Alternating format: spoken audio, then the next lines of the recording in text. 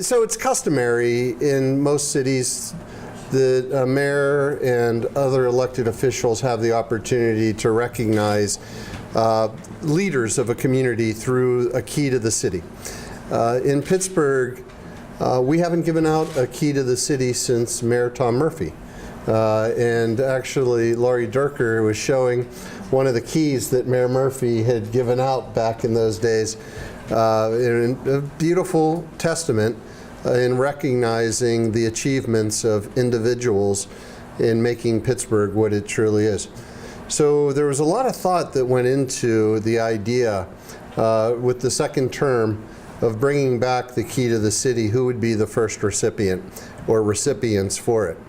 There is no doubt that Pittsburgh is a union town. It is where organized labor started. It is where organized labor fought, and sometimes fought to the end of people's lives in order to make sure that workers had rights that went beyond just as an employee of a company. You know, we have great pride in Pittsburgh that we built this country, but we have even greater pride in this city of knowing that we built the middle class. And as we see organized labor under fire in state capitals and in Washington, we realize we have to double down on this time in order to assure that everything that people sacrificed for over 100 years isn't lost. But fortunately, we have leaders who have been trailblazers in showing us how that gets done, of how it's done in a way that builds not just the labor movement, but an entire community that is able to reach across and build support because you're able to explain the importance of understanding the value of every single person and making sure that everyone wants to be a part of that battle. Jack and Jack. Pittsburgh has been blessed. Two leaders who have taken that mantle all the way from the earliest organizers in organized labor, have taken that not just for Pittsburgh, but across this entire country, and have given to us an opportunity to be proud of the work that we do. So it wasn't that hard when we thought about who the first recipients of the key should be. Two individuals working independently and together that allowed all of us to be a part of that. Two people whose legacy will live on long after they have left this planet. Two people who will constantly have thousands, tens of thousands, possibly hundreds of thousands of people who they'd never met, who they'd made their lives better. It's an honor to be able to bring back the key of the city of Pittsburgh and recognize these individuals. Councilwoman Smith, Councilman O'Connor, Councilman Coghill, County Executive Fitzgerald, thank you for being here as well. Let me get the first. And I also have to thank James Hill from my office.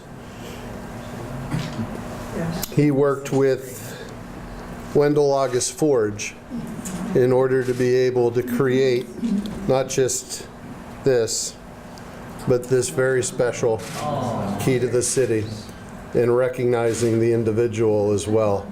So as this is on display in the home, it will be a recognition for a lifetime of helping others. Jack Shea, could you please join me?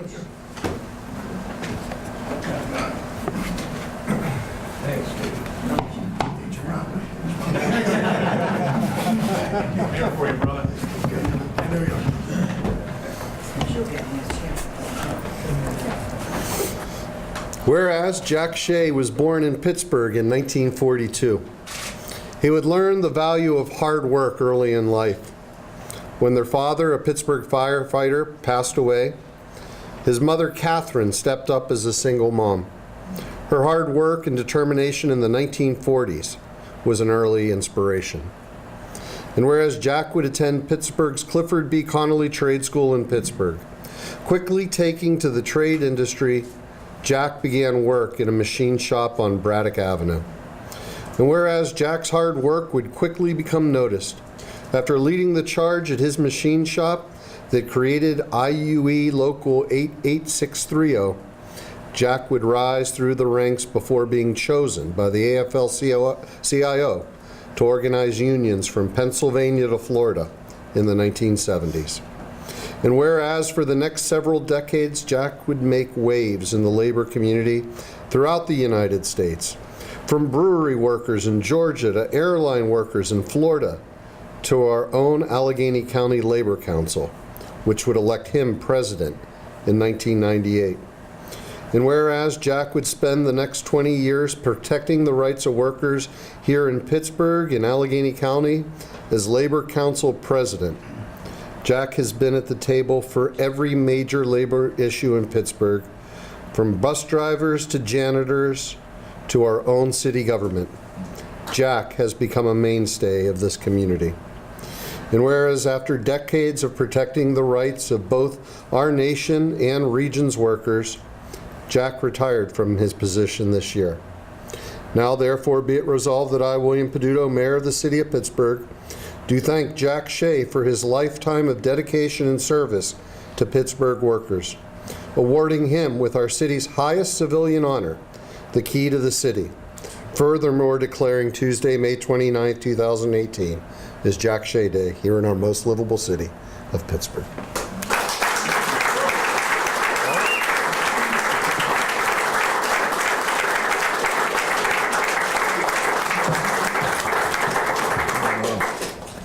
That's really nice.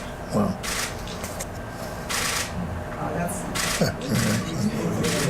Say a few words? Absolutely. Well, I'm gonna let my wife handle the key, because she handles the money. And anytime anybody ever gave me a key to the city, you know, being an old organizer and a negotiator, I want to know where the vault is. You know, it's time to start spending some of that money, get some of these projects on the move. That's what we want to do. But no, all seriousness, I didn't prepare much to say. I was born and raised in Pittsburgh. I left Pittsburgh when I was about 20 years old. Went from East End, Lincoln and Leamington Avenue, for some people who know the city. Then I went to Garfield, and then Bloomfield, and then I moved out Shaler, where we're at today. My wife Carol, of 55 years, she guided me through it all. And there's been times when she had to really guide me, you know what I mean? Because I couldn't walk, I had too much drink. No, I'm only kidding. But anyhow, that part's true, she said. But at any rate, it's been a great career, great friends. It's an honor to get this from the mayor of Pittsburgh.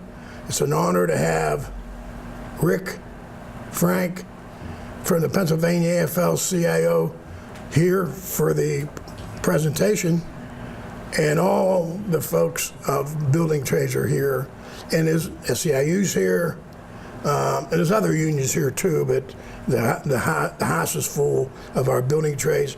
They have always been such a strength to our community of labor in Pittsburgh, and it's very and it was very important to me that they were part of what we do, a large part, and they all know what I'm talking about. I'm not going to start naming them all because I try to warn everybody not to do that. I'm Rich. I mean, you know, Fitz is, I've been with Fitz since he was on county council, city council, what am I talking about? County. Yeah. County council also, you know what I mean? And Bill, Bill and I got along pretty good. A couple of little things here and there. What are you going to do? You know what I mean? A kid named Shay and he's Irish, you got to get in a couple of them, you know? But no, it's really, I'm overwhelmed, I really am. I'm overwhelmed. And the gentleman who's going to be up next is somebody who I just admire, Father Jack O'Malley. And I mean, he's the best. And not only being the best, he's a good cellmate too, by the way. I just thought I'd mention. But other than that there, Bill, thank you very much. And, thank you, Jack. I'll just take this and yes. leave room here.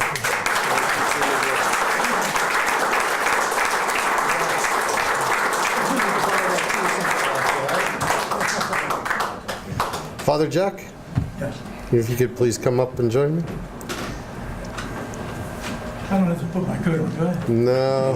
I have senior privileges. I know you do. I know. Beyond everything else about this man who inspires, not only because of the collar he wears, but because of the cloth of the man that he is, he's also very funny, and I steal his jokes whenever I give speeches, so I appreciate all the material, too. Thank you. Whereas Father Jack O'Malley was born in Pittsburgh in 1936, a traditional Catholic Pittsburgh family, Jack was one of 7 siblings. And whereas Father Jack O'Malley graduated from Pittsburgh Central Catholic High School in 1954, before attending St. Francis College in Loretto, Pennsylvania, it was there Jack made the decision to enter the priesthood. And whereas, after being ordained in 1965, Father O'Malley would be assigned to a parish in Pittsburgh's Manchester neighborhood, it was here he first became truly involved in the region's labor community. And whereas, while he was just becoming actively involved, Father O'Malley's commitment to labor began long before his time in Manchester. Over the years, Father O'Malley reminisced how his own father marched with the labor priest James R. Cox for the rights of veterans, with a young Jack by his side. And whereas those early days have led to a lifetime of service to working class families and the church, from supporting California farm workers in the 1970s to supporting Pittsburgh steel workers during the industry's collapse, during his lifetime of service to the Pennsylvania AFL-CIO. And whereas Father O'Malley's dedication to others, in passion in uniting labor and faith communities, can best be conveyed through his own words. In a quote to the Pittsburgh Tribune Review in 2014, Father O'Malley said, "We all know that when people don't have enough to eat and don't have safety at the workplace, whether they're a mine worker, a steel worker, a farm worker, or a fast food worker, it becomes a moral issue, and the church should be involved. Now, therefore, be it resolved that I, William Peduto, Mayor of the City of Pittsburgh, do thank Father Jack O'Malley for his lifetime of dedication and service to Pittsburgh, awarding him with our city's highest civilian honor, the key to the city. Furthermore, declaring Tuesday, May 29, 2018, is Father Jack O'Malley Day here in our most livable city of Pittsburgh."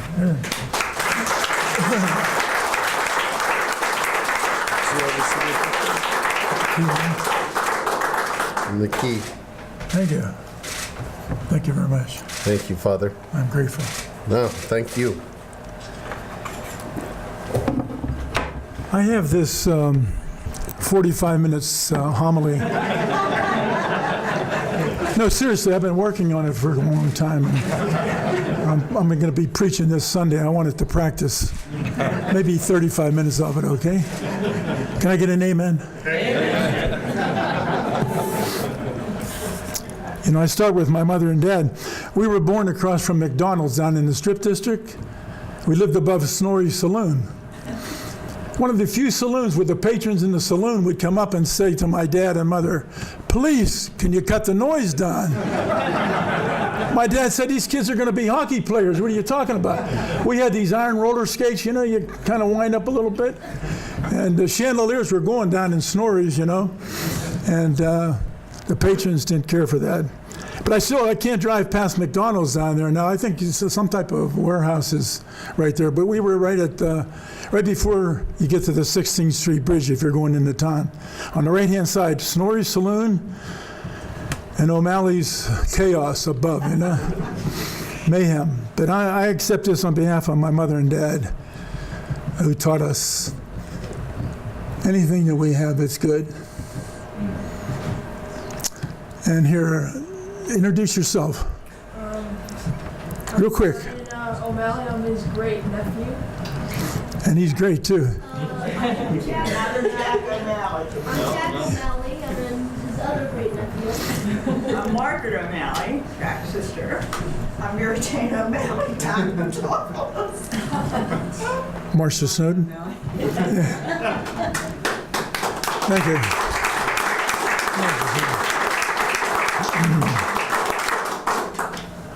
I wanted to thank the mayor. I appreciate the acknowledgement.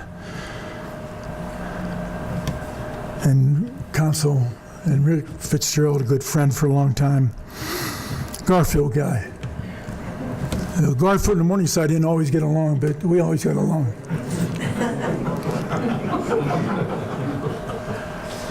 Where's Rick Bloomingdale? Right here. There's a leader of labor right here. He's the guy who put me to work, you know, and he said, I don't know whether a priest can handle labor. But he and Frank Schneider taught me a lot about organized labor. Jack Shea, of course. And Billy George, who's not here, was our leader. So I have them to be thankful for.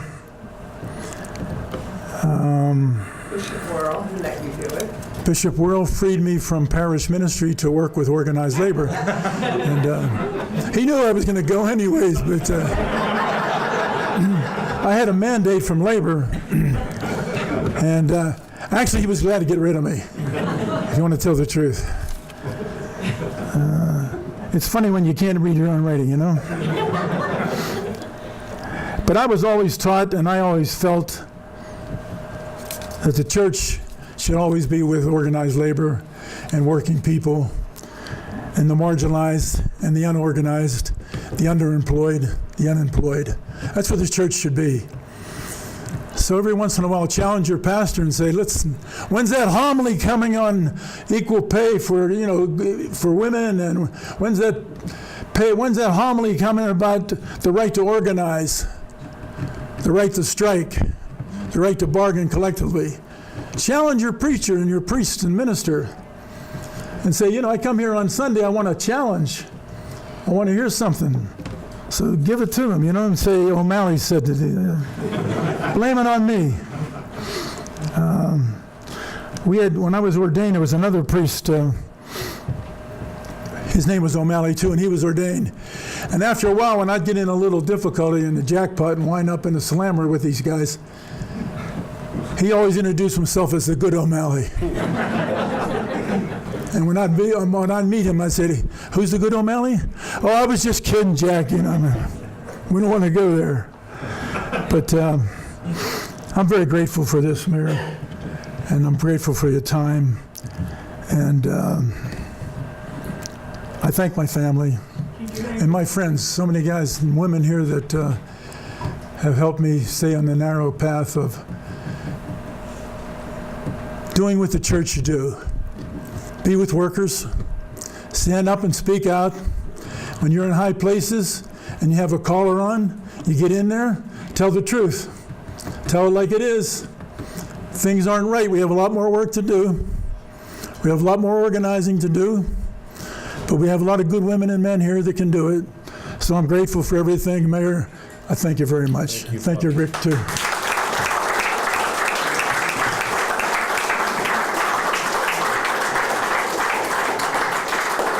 I'd like to thank everybody for attending. For our guests who came from Harrisburg, again, Rick and Frank, thank you.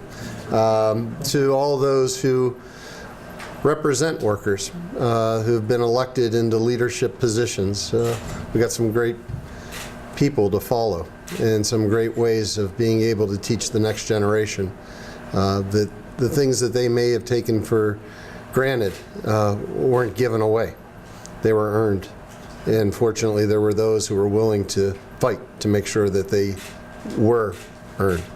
So we have a lot of work to do, folks. I also want to recognize Councilwoman Gross, who has joined us as well. Councilwoman, thank you for being here. And this will conclude the reinstallment of the key to the city of Pittsburgh, as we recognize those individuals who have made this city the city we love. Thank you all.